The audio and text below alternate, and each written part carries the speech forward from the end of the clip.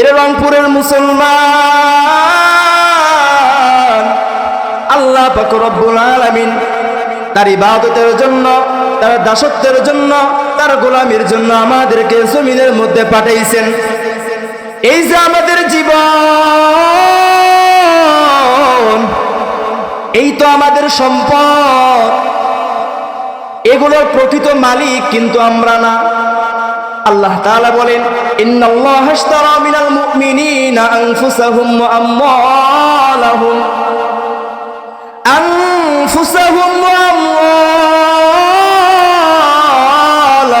বিআন্না লাহুমুল জান্নাহ।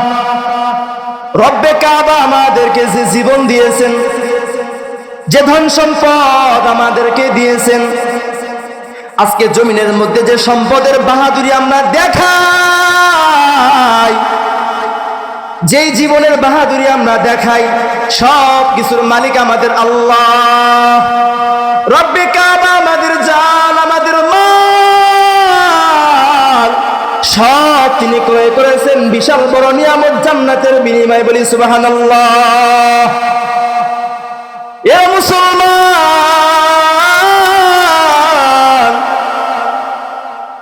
তাহলে আমাদের জীবন, আমাদের সম্পদ, সব কিছুর মালিক তিনি, যিনি কে? ওই আল্লাহ। আমাদের জানমাল সব কিছু তিনি ক্রয় করেছেন জান্নাতের বিনিময়ে। এরপর আল্লাহ তাআলা আমাদের জীবন, আমাদের ধন সম্পদ সব কিছু আমাদেরকে ফেরায় দিয়েছেন, যাতে করে আমরা এখান থেকে উপকৃত হওয়ার পর ওই রব্বে কাবার শুকরিয়া জ্ঞাপন করতে পারি। এ মুসলমান, আল্লাহর গোলাম, আল্লাহ তাআলা তার ইবাদতের জন্য আমাদেরকে জমিনের মধ্যে পাঠাইছেন।